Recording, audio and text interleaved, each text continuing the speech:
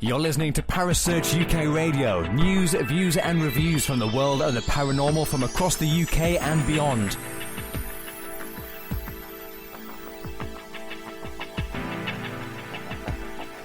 Find us on Facebook, Twitter and the World Wide Web. Parasearch UK Radio.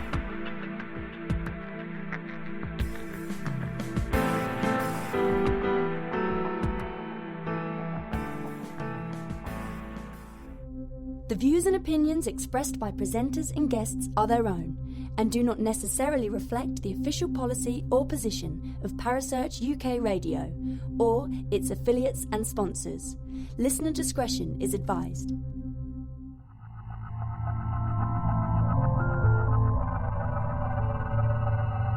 Welcome to Haunted Histories with your host Penny G. Morgan, right here on Parasearch UK Radio.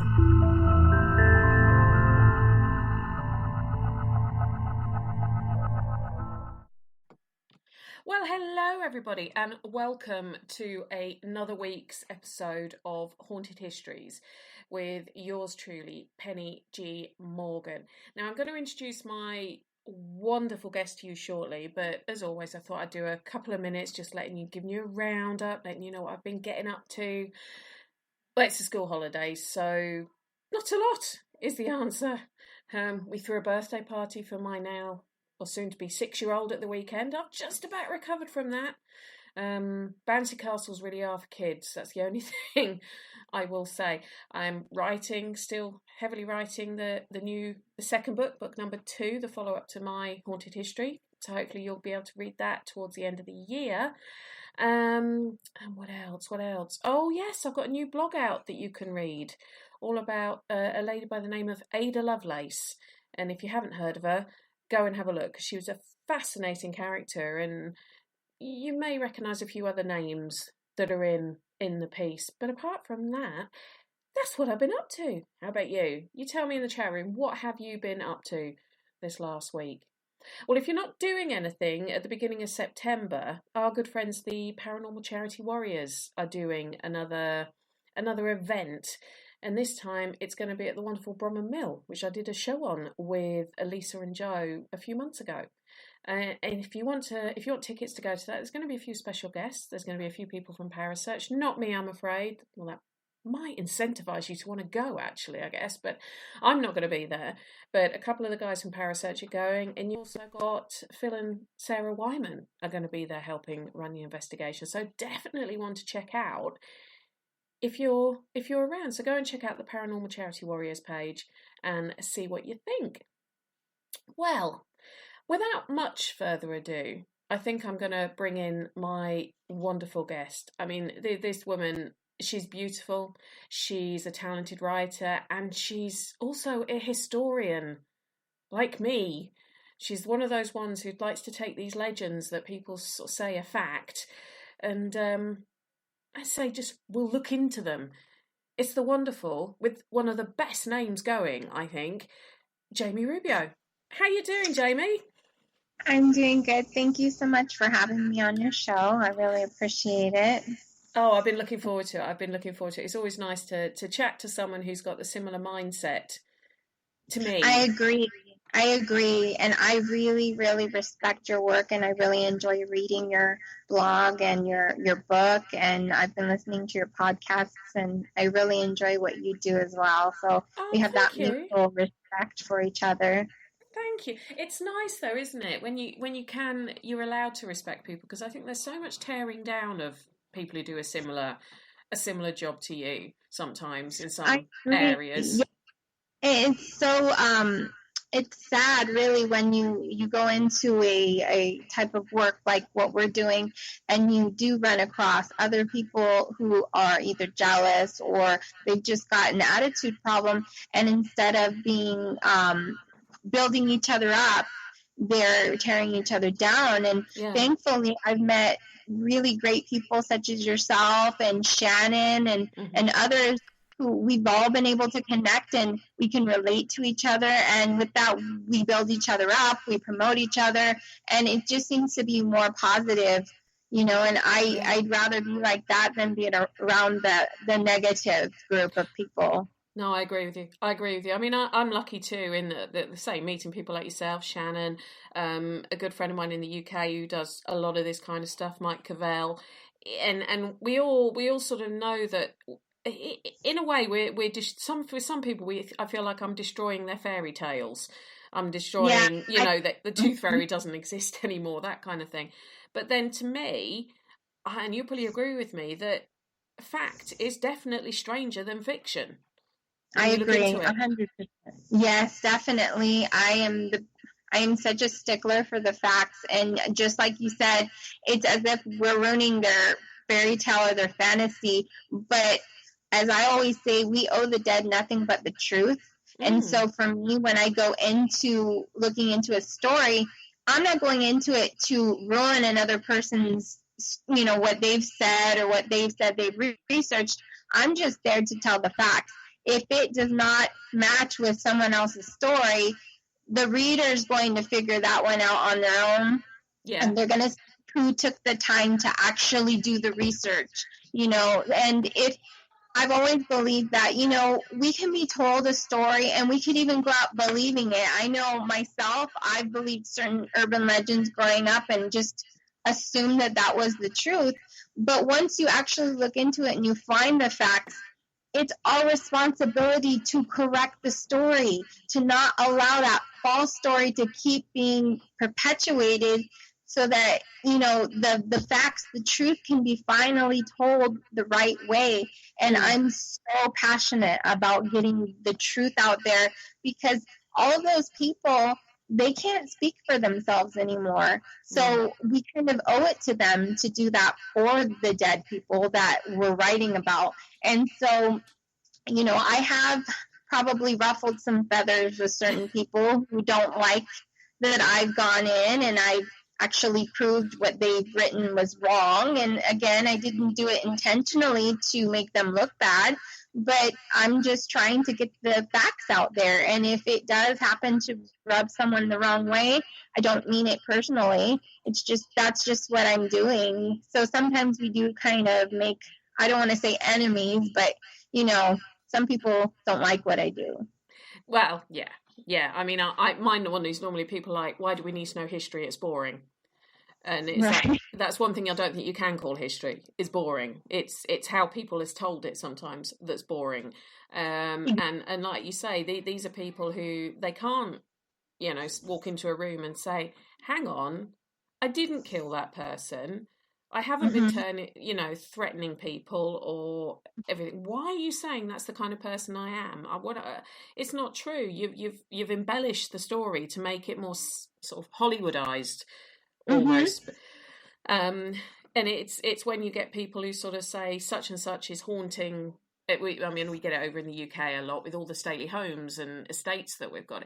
It is that so and so is haunting it, and you can find no evidence whatsoever that person ever visited there, anything to do with them ever visited there. And so it's sometimes easier to jump on a bandwagon and say it's got to be Anne Boleyn or it's got to be Winston Churchill, for example, because it's not as interesting as it could just be a person who happened to resemble them slightly, and it's easier to say it's and things like that. That's when I get a bit sort of aggrieved. I totally understand. I get really upset because of all these TV shows like Ghost Adventures. That's like my biggest pet peeve is that television show, because they go from place to place and they usually fabricate, well, I don't want to say usually, they fabricate the history. They might have one little tiny shred of a piece of history that they mentioned, but then they just kind of snowball it into this huge fabricated story. And everyone watching that show is just going to take it at face value and just assume that they know what they're talking about when they haven't done any research at all. And I've been known to debunk several of their episodes. I actually follow them and I, follow their episodes, and then I go back and I research to see what they've gotten wrong, and I've written blogs about it just to expose that they don't do their research. And it's sad because they are sensationalizing something from the past, that either didn't happen or they're changing it to fit the narrative that they want just to get ratings. Yeah. And it really upsets me because it is a disservice to the memory of whoever they're smearing, you know, as far as each location, what person they're claiming is haunting the place, if they're saying that the spirit is evil or menacing, when, like you said, there's no way to prove who that entity is. Yeah, no, I agree completely. It's like the one that I did, the show I did last week about a place called RAF Binbrook, and one of the entities that's meant to frequent there, his nickname is Clubfoot. And it's because he's meant to have been a ground engineer who got angry that he got injured by some Lancaster pilot and therefore decided to sabotage one of the Lancasters so the crew would die. And he's seen walking around, he's got a limp because of this injury to his foot.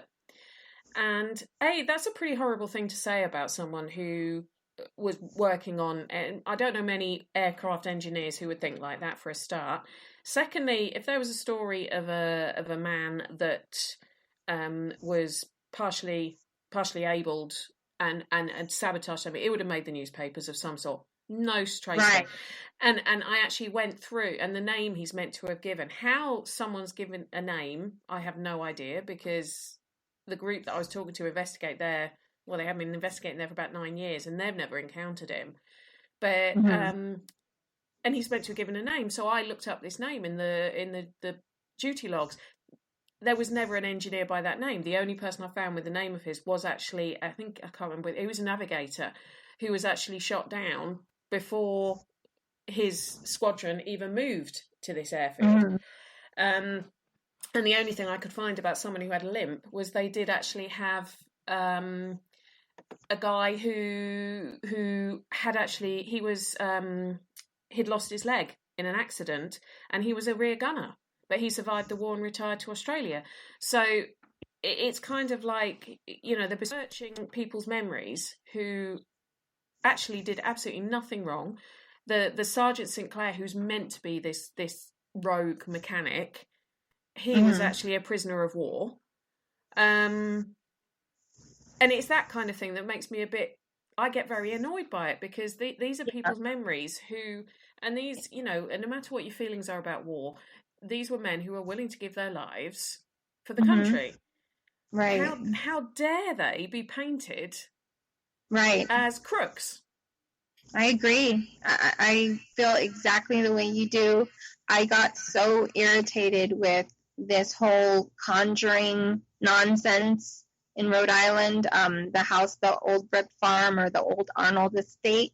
I'm sure you're familiar with that, Conjuring, the first movie, and how the Perron family and the Warrens had given an identity to whatever was haunting the Perron family, and they blamed it on Bathsheba Sherman, who never lived in the house, who never worked on the estate, was never accused of killing any child, whether it was hers or someone else's. She never killed anyone. She was never accused of witchcraft. She never did anything bad in her life, and she died an old woman in her bed. And yet they had turned her into this demonic, evil entity, killing children or getting their mothers possessed to kill their own children, saying she hanged herself in the tree in the backyard. I mean, over the top, crazy nonsense. And they probably just wandered around the cemetery over there and just picked up a name randomly and decided that they were going to name that ghost or entity Bathsheba Sherman. And that was just horrible on their part, because this woman actually exists. She didn't live there, but she lived in the town. And for them to turn her into this evil witch murderer that she never was, it was just horrible. I've been such a defender of this woman, and I've written blogs about it. I wrote about it in my book, and I've had some problems with people writing me some mean hate mail about it. And I've also got emails from relatives of Bathsheba, descendants of hers, and they were so thankful that I set the record straight about her story. And so to me, I'm very happy with those emails, and I kind of just ignore the negative ones. Yeah, I mean, like you said, that are just mad because I have destroyed their fantasy. Yeah, well, I had my first piece of really negative feedback the other day. And I work on the principle that once you start getting negative feedback, that means you're being successful because you're hitting people and they're getting an opinion. But I mean, the whole Bathsheba thing, I'll be honest, I don't know that much about her. I know what I've read that you've produced, and I know what I've read that Shannon has produced as well, because you've both done a lot of work on her, haven't you? And right, sort of that's how we met. We actually met because of that. And we had found out that we had both been researching and writing about her at the same time, and neither one of us had ever known about the other, and we both came up with the same information. And so when we both read each other's work, we were just so happy to see another person wanting to share the truth about her, and that's how we became friends. That's awesome. I mean, it does kind of indicate what you're doing when there's somebody else who, unbeknown to each of you, is doing the same thing because they're so annoyed. And it's a witch hunt. It was a witch hunt at the end of the day, how Bathsheba has been treated in the press and as being a scapegoat for things that were happening. And, you know, whatever your feelings are on the Warrens as a group, I have my own personal opinion, but I tend to stay quite neutral on this show. I don't tend to give opinions, what my opinions are about people. They did open the doors for a lot of investigators. They have come up with some useful things, but also I think a lot of their stories have been, as I put it, Hollywoodized. And, you know, there are questions regarding some of their findings. I mean, I've raised them when I did a show about haunted dolls and talking about the Annabelle doll. I had questions about why a medium before them had said there was nothing wrong with the doll and it was a perfectly passive spirit that was attached to it. The minute they get it, it's possessed and they've got to take it with them. I question that. I question why that had to happen. But I wasn't there. I've never had a chance to talk to the late Warrens to find out why they said what they said and what their justification was and where their research was. So I can't comment, you know, on from an educated perspective as to why they did what they did. But I think actually identifying an individual as being in effect a murderess, evil, without any justification, not even a first-hand report from someone who said, oh yeah, she put a hex on me, or you know, she would sit outside our door, you know, without any evidence, first-hand evidence. I think it's very wrong. And let's be honest, if you did that to a living person now, you get sued. You'd get sued for either libel or slander. Yes, exactly. And the sad thing is that I believe these people that start these stories, they know that you can't sue if the person's dead. You know, even the family members can't really sue. And I wasn't aware of that. And it really made me upset because, you know, that should not be allowed. If something's being told about a person and they're passed on, they have no way to defend themselves. You know, the family of those loved ones should be able to do something. But unfortunately, at least in America, you can't really sue them. And I think they know that, so they get away with it. Yeah, I don't know about in this country. I must admit, I tend to just sort of, if someone says something that's not true, I don't know how I'd deal with it, actually, if it was like the sort of level that people would sue for. I don't know. I would have thought it's the same here, though, because you guys are further ahead on that process than we are. So it probably is that you couldn't sue if it's slanderous about someone who's already passed over. But it's your sort of identification of this and wanting to look into these backstories and see if these people were really who they were that led to your book, Stories of the Forgotten, wasn't it? Yeah. And I mean, what I can say is that book's got 19 chapters of amazing stories. I was lucky enough for Jamie to send me a copy of it, and it's well worth downloading. It's well worth getting off Amazon. It's fascinating. And I used to think my knowledge of some of these stories was pretty good, but once I've read Jamie's work, and I'm going to come on to one of her other key piece of work in a bit later on, but reading these stories, it's made me want to learn more about these people.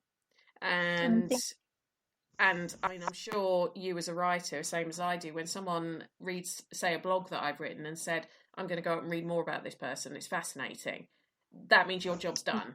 You know, you've introduced them to a new person they'd not heard of. One of my favourite ones was when I did a blog on Hedy Lamarr, and a couple of people said, I never realised how clever she was. I thought she was just a pretty face. I was like, oh, no.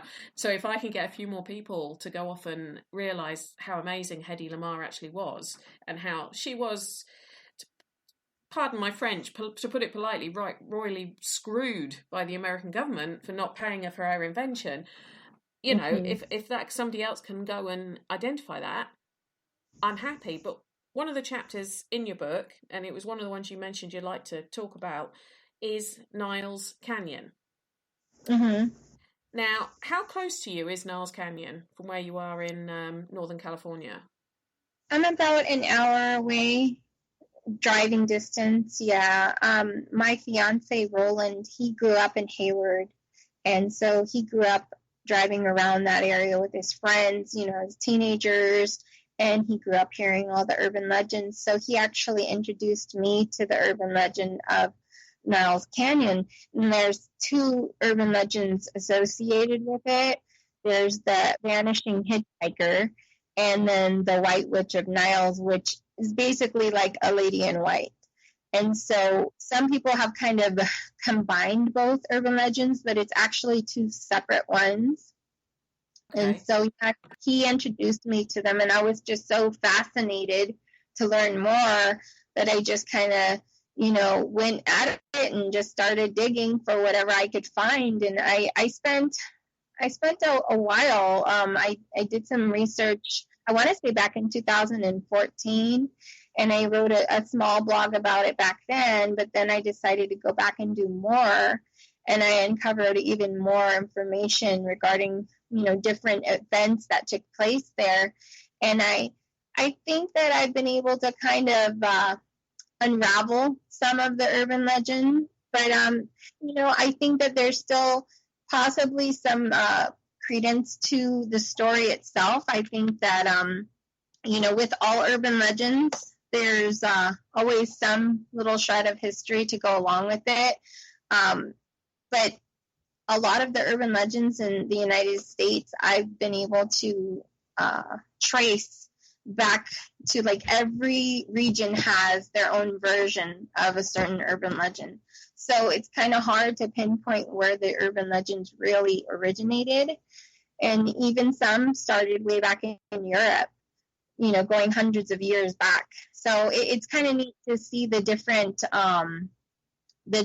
phases of urban legends over the generations and how they take on a life of their own. So, yeah. Well, what I thought was interesting is we'll take the first one, the vanishing hitchhiker story, and the whole sort of story about this is it's meant to be, and correct me if I'm wrong, it's a young woman who and it always is supposed to happen on the 26th of February, isn't it? That's the key date. It's not just any time of the year. It's meant to be always on the 26th of February, and she is seen hitching for a car because apparently she's trying to get to her prom or something, school prom. Yeah, and she gets into the car with whoever picks her up, gives them an address, and by the time they get to the address, she's vanished. Hence the vanishing hitchhiker. Yes. Now, what I thought I would do, because, I mean, your research in your book is pretty extensive. Normally, basically, actually, more or less what you've done in your book is what I would normally be doing for one of my guests when they come to me with that story. So you've done my work for me. Thank you. So what I thought I'd look at is how many stories of vanishing hitchhikers are there? And they're all around the world. They're everywhere, yes. The vanishing hitchhiker story. I mean, we've got one near where I live in, and just outside of London, and it's someone who was meant to have been a pillion passenger on the back of a motorbike going through one of the tunnels that goes under the River Thames. And her and her boyfriend were in a motorbike accident. It's meant to have happened back in the 60s. And she's seen, people say they hear a motorbike noise, and then she appears and is asking for a lift to the nearest hospital because her and her boyfriend have been injured. And when they go lean over to open the door to let her in, she's vanished. So you get an awful lot, and you get the ones of, you know, the sort of almost like tales of the unexplained or tales of the unexpected stories where someone's sitting in the back seat and when they turn around to talk to them, they've gone. But Right. apparently in the early 1940s, an urban legend research team in the US, Beardsley and Hankey, decided to do a project on vanishing hitchhikers in the US, and they found 79 accounts around the country of vanishing hitchhiker stories. But what was interesting is 49 of those all were ones that give an address and then vanish. Yeah, it's really interesting. And it's like you said, it's widespread. It's all over the country, and they're so similar. And like with Niles, there were the cases where people claimed that the girl was asking for a ride, you know, to the prom, or in a dress, like she was going to the prom. Other stories had said she wanted just a ride home to San Francisco, and she had given an address of some sort, because the stories say that when they get to the house, you know, and the person at the door says, you know, that the girl was passed on, she wasn't alive. So that story's been, like you said, spread all over the country, and obviously it didn't originate in Niles. It was just Niles happened to be another place where that urban legend was spread to. Roland, he had an elderly couple that he was very close to growing up, and his name was Ray and his wife's name was Eva, and Eva had told him the story that her brother had been driving through the canyon in the 30s, and he saw a female on the side of the road, and he pulled over and asked her if she needed a ride. And so she got in the truck, and, you know, he was driving her to wherever she had asked to go. And when he drove over the Dumbarton Bridge, she just disappeared. And he was very adamant that this happened. And his sister Eva had stated he would go on and on for years about it, because he just could not figure out how she disappeared, because he swore she was flesh and blood, but she just vanished out of the car. Now, I wasn't there, obviously, because this is in the 1930s, so I'm taking Roland's word from Eva's word from her brother's word, so, you know, it's kind of like the game of telephone here. But the story itself goes along with the urban legend, and I always found that story fascinating, even though I cannot confirm or deny that it took place, you know what I mean? Yeah. But, yeah. And that was just one of the urban legends of Niles, and the other one's about the White Lady. And one... We'll get on to the White Lady in a sec, because I've still got a few bits on the hitchhiker I wanted to talk about, if that's okay. Yeah. So I thought I would look, is there any plausibility? Because this accident where this girl died is meant to have happened a very long time ago, possibly 50, 60, 70 years. And if you're saying that Roland's relative used to tell that story back in the 1930s, that takes it back even further, possibly. So one, you'd want to look at, when did cars start really using Niles Canyon? And I would have guessed it was about 1915, 1920. They really became widespread. But before then, it would have been more the trains using the canyon, wasn't it? So, but also, when did school prom start in the US? Yeah. And is the 26th of February a date in the school calendar that would have had some kind of resonance? Right. That's really, really good.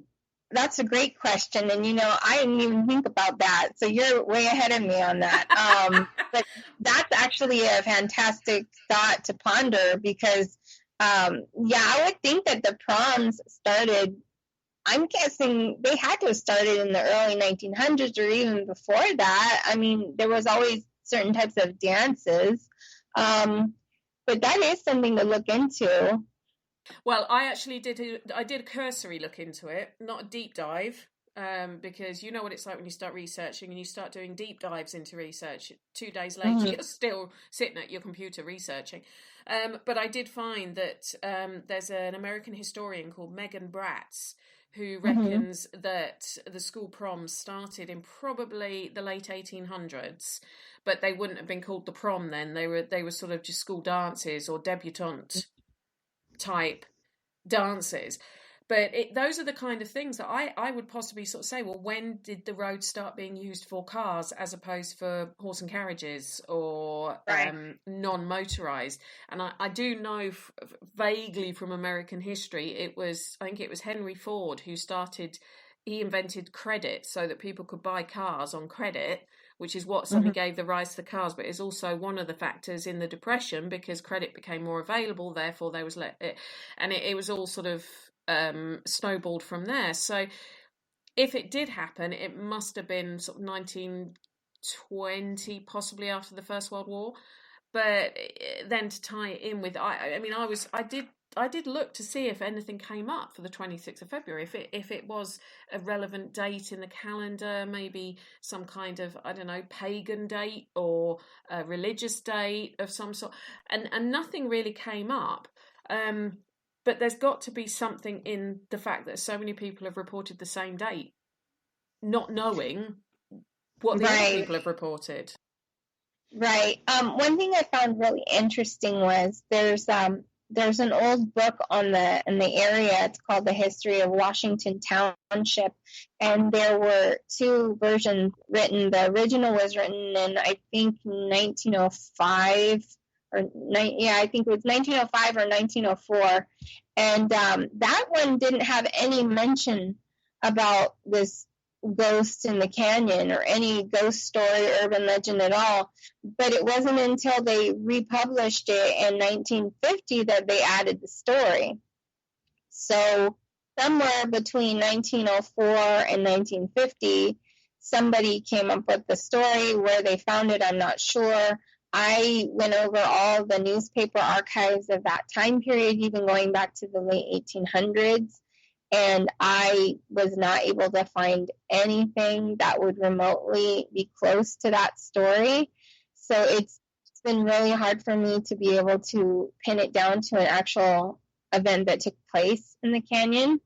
Yeah. But while I was trying to find that, I found so many other stories that I think could have fed into the whole urban legend idea, and given Niles Canyon that infamy that everyone knows it for now, because teenagers are still known to drive around at night just looking to see if they're going to see a ghost, and it's become kind of just a ritual thing for teenagers to do growing up over there.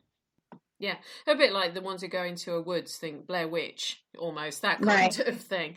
But yeah, so it's one of those, whenever I do one of these shows, well, I do it every week, so you can imagine what my to-do list looks like, Jamie. But there'll be certain things that I'll remember from the show that I'll think, if I ever spot anything that connects to that, because you never know, when you're doing research for one thing, something else pings up, you're like, oh, that fits into that project I was doing 6 months ago. So, but definitely, it's the 26th of February. Is that it's so specific, yes. And I just wonder what it means. But as you say, you've looked at a period where it doesn't get talked about to a period it does. I'm almost wondering if people are starting to believe the myth, it's almost like a not mass hysteria, that's not the right word, but they've almost conjured it up themselves because they all believe in it.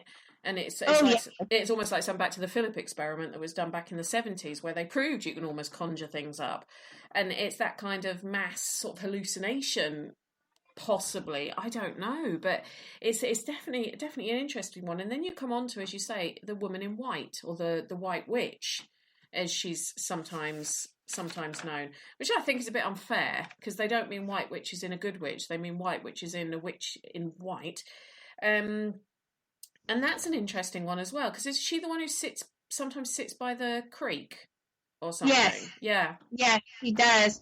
And so that one doesn't really have a very detailed backstory. Like, there was the story of a girl that they assumed could have been the White Witch, but again, it could either be, I mean, they could attribute it to the vanishing hitchhiker or the white lady of Niles. But see, some authors have just kind of taken the last name Lowry and ran with it and kind of came up with their own little stories about this woman.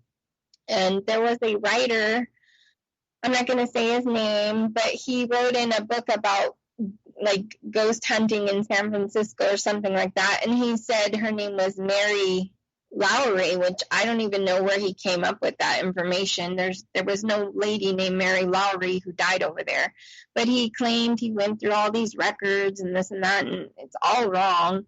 But again, Roland, he actually knew the cemetery caretaker years ago in Pleasanton, and the cemetery caretaker said the woman's name was Lucinda Lowry. Well, the cemetery caretaker, he didn't know the whole story, so I guess people just took his word at face value and ran with it. It turns out that the story, this isn't the truth, but this is the legend, is that this Lucinda Lowry, had fallen off of either like a wagon or a car of some sort, because it said that she was run over by cars. That's the truth that's always used. And so, when I looked into it, I was thinking like you, maybe it was at the beginning of the time period when cars were first on the road. And then I started thinking about what are other cars, like railroad cars and different things that you could use that terminology. And I found a newspaper clipping about a man named Samuel Lowry who was run over by the rail cars. And so I went through the Pleasanton Cemetery records, and I found his grave was actually put in his wife's name, Lucinda Lowry. So he's the one buried at the cemetery, and he's the one who got run over by the train, but the deed was in her name. So she never died. She never even came to Niles. She was in Washington. So this is a prime example of someone taking little bits and pieces of a story that might have started in reality, but kind of morphing it into this over-the-top story where now Lucinda's this ghost, and she died this horrible way when she never even stepped foot in Niles, and it was her husband. And so I was able to debunk that story in particular, but I have found other stories of other women dying in the canyon or in that area. There was a lady named Julia McQuaid who was celebrating 4th of July. And let me see what year it was. I have so many. 1905. Yeah, 1905. That's right. And she just kind of dropped dead. I mean, it was attributed to heart failure after, the doctors looked at her body. But that was a very sudden type of death, and she was said to be very beautiful. And, it was just kind of a unexpected thing to happen at a happy time. They're having 4th of July, picnicking along the water. And so I could see how possibly maybe a story such as hers, or even any of the other incidents that took place in the canyon, could kind of get thrown in to a larger urban legend. But there were more men killed in the canyon than women from what I found in my records. And I found a total of 11 people who died in Niles Canyon over, about maybe a 50-year period of time. And I'm sure I haven't even covered everybody. I mean, if I was to do that, I'd probably have to write a book on the whole thing. But I really tried to just highlight the real events that took place in the canyon and kind of show how it's possible some of the stories kind of got mixed up and turned into this over-the-top story. I know going back to the beginning with the hitchhiker story, there was a radio station in the late 40s. I think it was KQW radio in the Bay Area. And the DJ or radio host, his name was Mel Vettner, he told a scary story about Niles. And he had mentioned the lady in white that's along the road. And so what happened was a teenager named Clarence Chivers. I'm not sure how he pronounced his last name. He decided on February 27th of 1950 to go up on the trestle of the train tracks up high. It's kind of about a 20-foot drop off. And he decided to wrap himself up in a white sheet and pretend to be a ghost so that when people drove by, they'd get scared. And, he made the newspapers and the police came and he got scared off. The cops, they fired a warning shot and basically scared the crap out of him. And, so he was known for a long time for doing that stunt. And I think it actually brought more attention to the urban legend. So, I was able to talk to his nephew about that years ago. And he told me about it because there was a YouTube channel and they were talking about the ghost of Niles. And he had commented and he says, I know who the ghost of Niles is. It was my uncle. It was just a practical joke. So sometimes I think maybe it could have just started with a scary story on the radio and then teenagers deciding that they'd play a practical joke, that they'd go up there and goof off. And then it kind of spiraled into something more of like an urban legend, a ghost story, because everybody loves a good ghost story. Oh, well, that's what I'm here for. That's what Parasearch is here for. But I thought I'd look a little bit further back, because I know one of the deaths that you mentioned was in May of 1900, and it was a Native American woman. Yes, and she was hit by a train, wasn't she? Yes. And I thought, well, she didn't seem to have a name, so I thought, well. And a couple of the reports actually I read of, this woman in white was that she's sitting there and she's got long dark hair. So I thought could be a Native American woman, long dark hair. But then I thought, well, who owned the land between? Because I know California had quite a heavy Spanish presence, Mexican presence for quite a long time, didn't it? And so I started looking into that, and yes, it was part of the whole. Oh, my mind's just gone blank. The whole sort of land agreements when they did actually give some of the land to the Mexicans were farming it. So it could be a spirit. It could be a genuine apparition that people are seeing. And it could be back from the Mexican times. It could even be even further back from when it was the Native Americans were there. And I think the main tribe that looked after who were in that area were I don't know how to pronounce it, the Ohlone tribe. It could be something like that, but the fact that, as you said, I mean, I was looking through the lists of deaths, sort of from I think they started in about 1877. The list you compiled in your book, the amazing research you did, and I think the most recent one was 1922. But most of them, as you say, they were men. I mean, some of them, the ones, I think it was Kalitsi and Nian Raviosh, in the October. Yeah, the October 1907, were working in one of the railway tunnels, and it caved in on them. 5 miles worth of tunnels. I mean, that the one that actually jumped out to me was the young guy. I think he was about 14 or 15 who drowned, Alfred Sartorius. Because I've got a friend who that's her surname, and it's such an unusual surname, and that one jumped out at me that he sort of drowned, and all these other ones, and like you say, Julianne McQuaid, who probably would have been attributed now to sudden adult death, like they do when there's no real explanation why someone's passed away as suddenly as they have, and it is predominantly men. But then I thought I'd do a little sort of search on Niles Canyon. Is there something wrong with Niles Canyon? Is it I don't know, possessed, or is there a massive hex on the place? And I found quite a lot of articles saying that I think it was 2011 or 2012 there'd been 5 deaths within the first 6 months of the year on the roads. I found crazy like that. Some recent accounts when I was finishing up my book, and again for my book the chapters were based on the history, so I wasn't going to bring up recent, but I found some pretty bad ones. I think I even read that there was a dismembered body found in Niles Canyon too. Yeah, it's just some really bad stuff. There was one of the crashes. They found the car straight away, but they didn't find the poor woman's body for about another 7 months. She'd been thrown so far from her car when she crashed.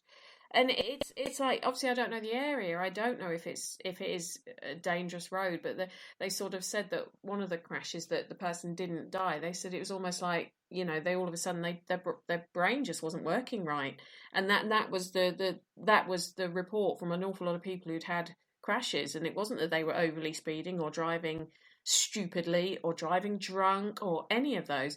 It was just that their brain just seemed to click out of gear momentarily, and it does make me wonder if it's got some kind of if the stone in the canyon is kind of high in certain chemicals, because I know that certain parts of the world, you feel very sort of lightheaded in certain places, and it's to do with the magnetic pull of whatever, you know, when you've got a lot of limestone, when you've got a lot of quartz in the earth, all those kind of things can affect your cerebral state. But this place definitely has had an awful lot of deaths associated, and quite nasty ones, as well. And they're the ones that are documented. I mean, I wonder if you went back even, you know, further, what you would find. Right. And Roland and I have talked about this for years, and he always tells me, just because you haven't found it doesn't mean it hadn't happened. We just haven't found it yet, you know. And there's, like you said, all the ones that weren't documented, I mean, that we're never going to know about. So, I mean, I really do think Niles has a really strong history of, you know, unfortunate events taking place out there. You definitely get a feeling of eeriness when you're out there at night. I'm fascinated with it, and we like driving out there at night, and it's just a really neat place to go to. But you definitely there's certain parts of it that give you the creeps, especially along the creek in Niles. But it's beautiful. I've seen the photos of it. It's absolutely beautiful. Oh yeah, definitely. I think, and actually, as a historian, it's got some fascinating history. I mean, it's got the old aqueduct that I believe used to get water to San Francisco, if I remember rightly. It's also got a heritage train line, hasn't it? That was one of the first train lines built after the Pacific Railroad Act in 1862, so people can go and see this historic train line and the stations and all that kind of thing, which I think is great for these places to keep the history alive, you know, just away from the urban legend side of things, but just keeping history alive so people get to experience it and see what, you know, their predecessors went through. But one of my favourite facts though about the area, and this was my favourite one when I found it out, was it was actually where Charlie Chaplin filmed a lot of the film The Tramp, wasn't it? Yes.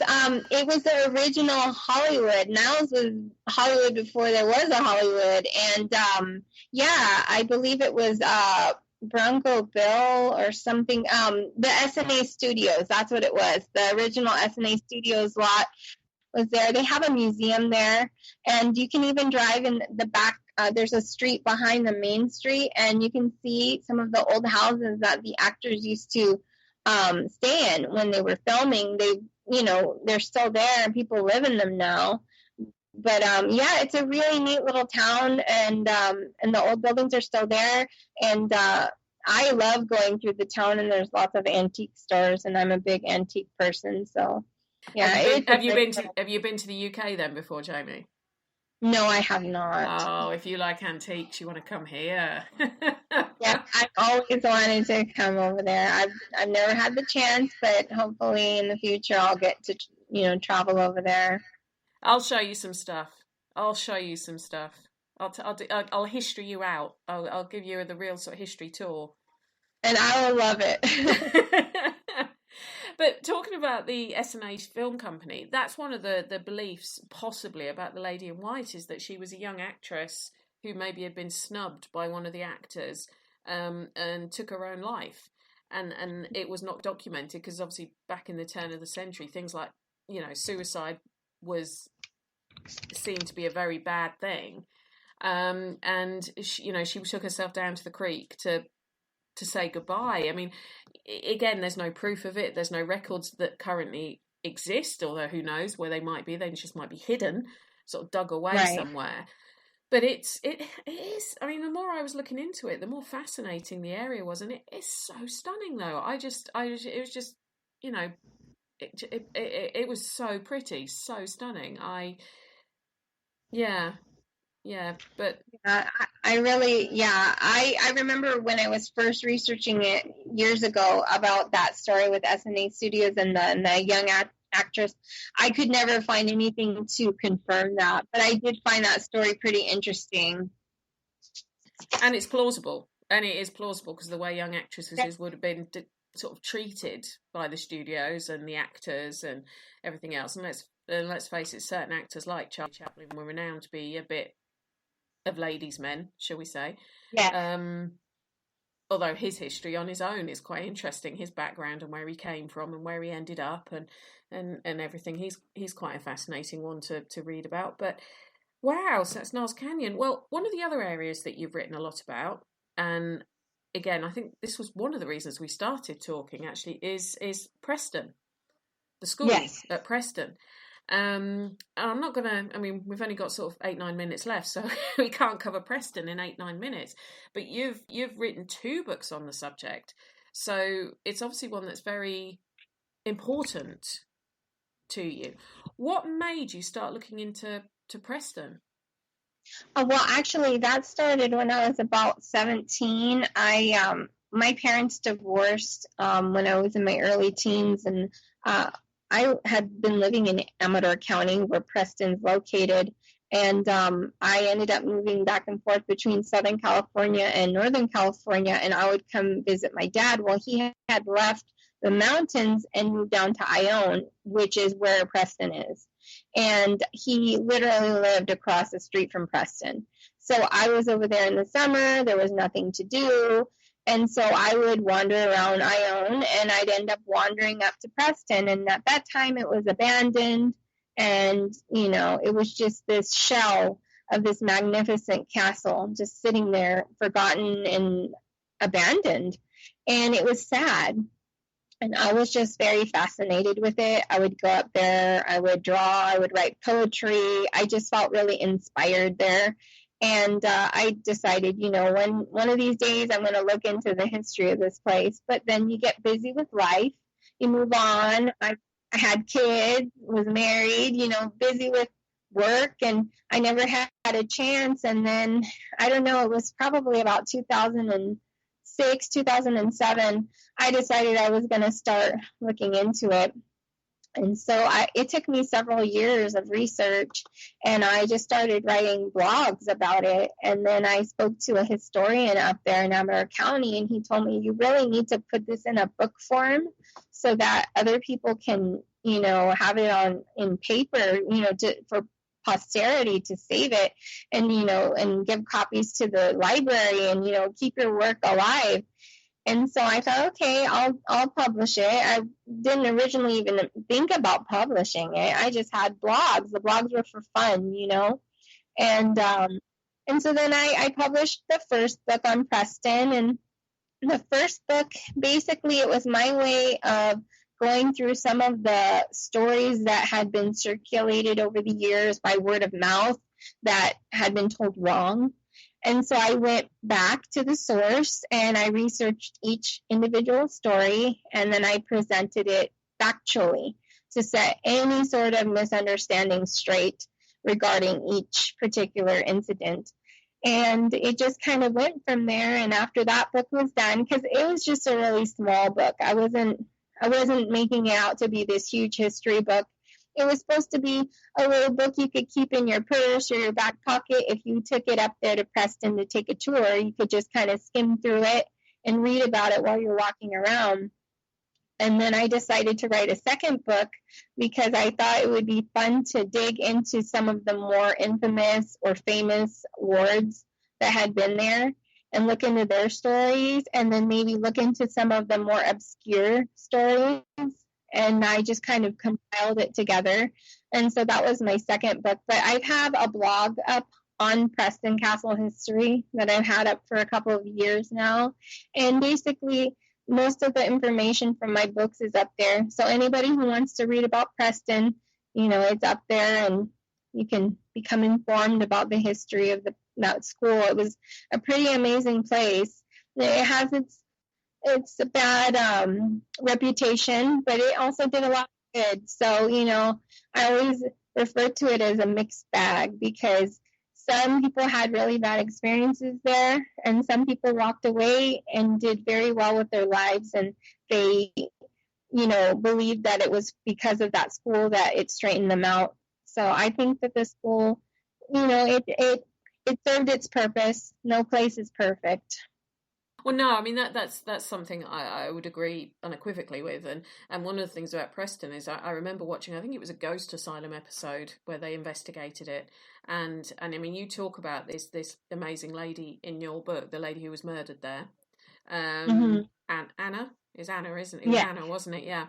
And I'm not going to tell people what Jamie's found out. If you want to find out, go and check out her blogs on her website, which I think is JaimieRubioWriter.com. Is that correct?